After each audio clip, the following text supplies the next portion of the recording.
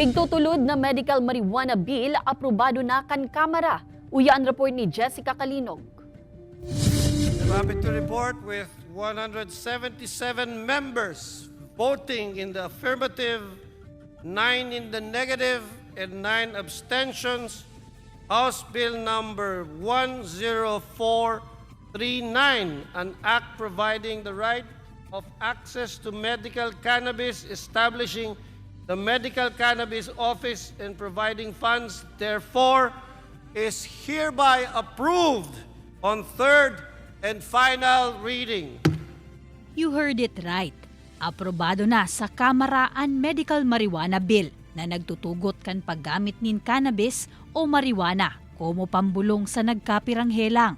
Apat na kongres naman subuot ang nagpurbar na magpasar kaini. Alagad ngunyan sana na realisar. An apelakan kongreso ngunyan, ipasar naman ini kan Senado asin aprobahan kan Presidente na opisyal ng magin lay.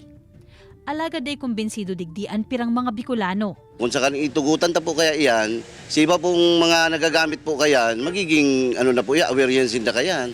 Sige na po sinda kayang, open naman palang kita, manakita problema. Ang pagtaong doon man kan Pidea Camarines Sur, kung babasehan ang Republic Act 9165, nagtitinir sa listahan kan mga dangerous drugs sa Pilipinas, ang cannabis sativa o marijuana.